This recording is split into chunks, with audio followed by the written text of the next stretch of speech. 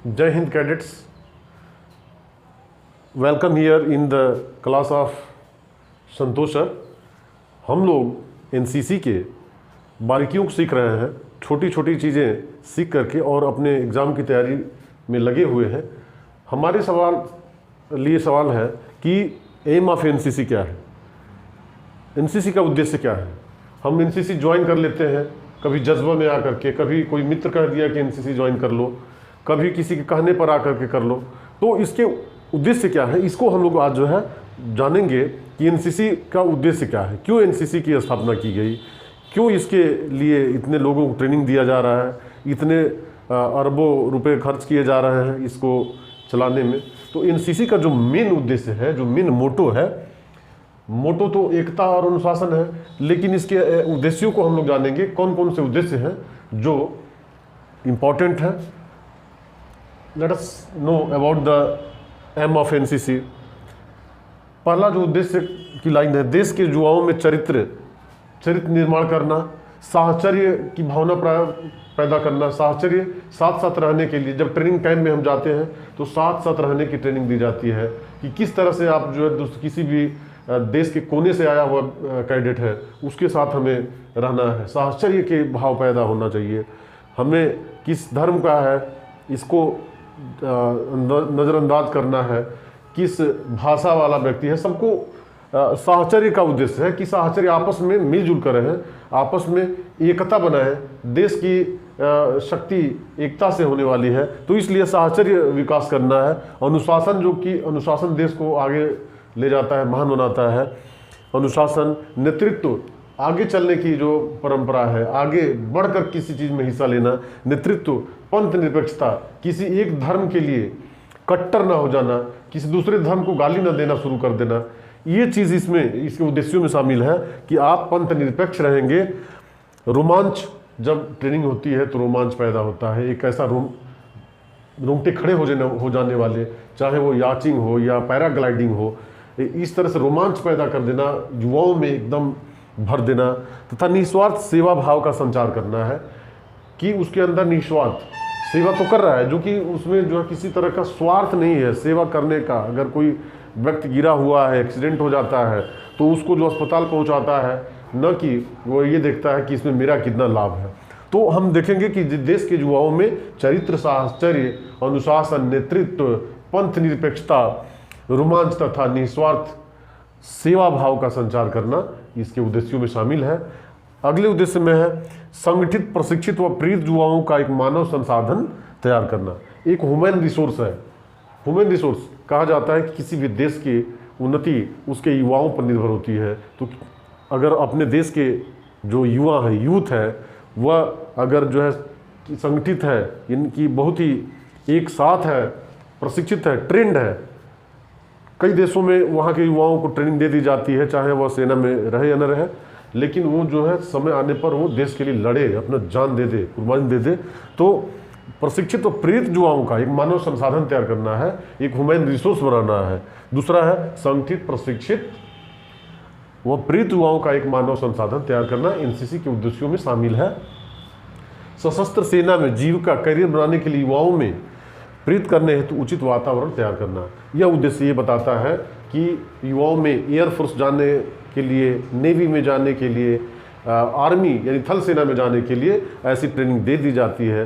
अगर कोई cadet C certificate लेकर आता है तो उसे जो एंट्री है उसमें, भर्ती में जो रिक्रूटमेंट है उसमें काफ़ी रिलैक्सेशन है, छूट दिया जाता है।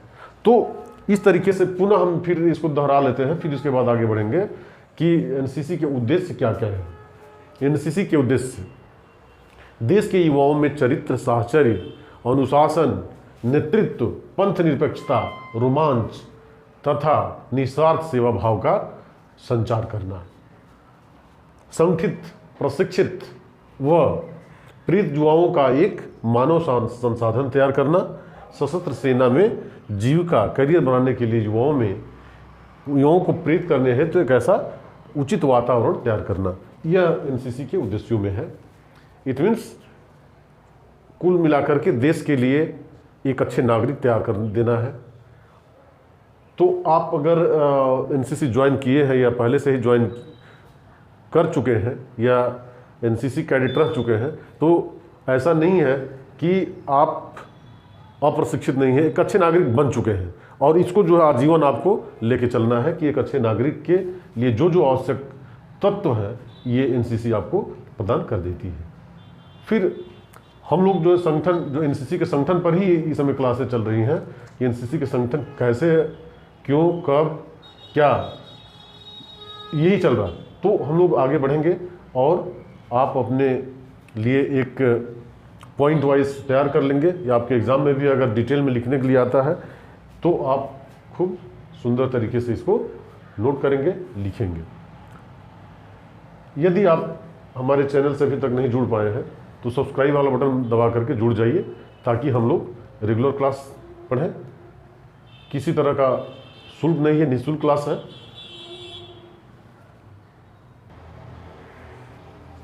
इसके बाद जो एनसीसी के उद्देश्य है, उद्देश्यों के बाद हम ऑर्गेनाइजेशन के और कुछ बातें जानेंगे कि जब ऑर्गेनाइजेशन 1948 में आया था एनसीसी नेशनल कैडेट कोर, तो उसमें क्या क्या उसमें शामिल किया गया, क्या क्या उसमें ऐड किया गया।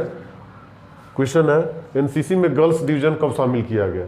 पहले केवल बॉयज़ डिवीज़न था, कॉलेजेस में, यूनिवर्सिटीज़ में केवल बॉयज़ की ही भर्ती होती थी, लेकिन बाद में गर्ल्स डिवीज़न को भी शामिल कर लिया गया। तो आंसर है, आंसर 1949,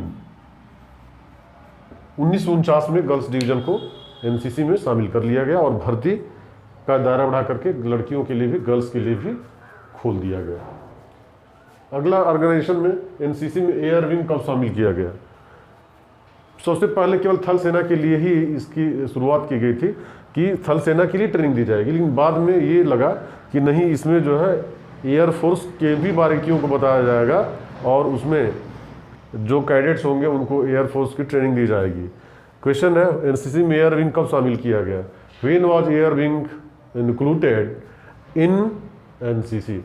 एनसीसी में कब शामिल हुआ? तो आंसर इसका हम जानेंगे 1950 में।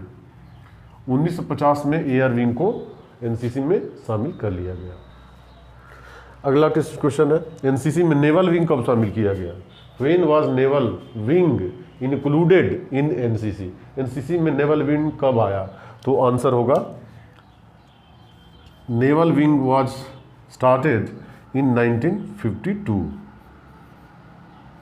1952 में नेवल विंग भी ला दिया गया, जिससे कि नौसेना के मजबूती देने के लिए, नौसेना के बारीकियों को समझाने के लिए ऐसे कैडेट्स तैयार किए गए जो कि समय आने पर नेवी की सेवा दे सके।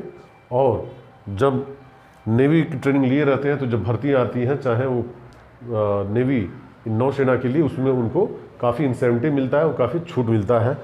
और इस तरह से कैडेट्स भाग लेते हैं, अपने करियर संवारते हैं, देश के लिए अपनी सेवा देने के लिए तत्पर रहते हैं। नेक्स्ट क्वेश्चन है, एनसीसी डे कब मनाया जाता है? When is NCC day celebrated? NCC day कब मनाया जाता है? तो एनसीसी डे, आंसर है, NCC day is celebrated on 4th Sunday in November, every year. प्रत्येक वर्ष नवंबर के चौथे यानी कि 4th संडे को एनसीसी डे के रूप में मनाया जाता है।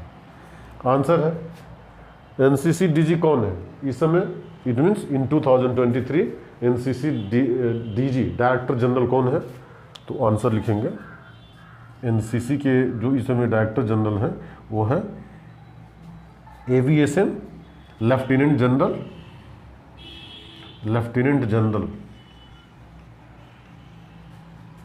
गुरवीर पाल सिंह।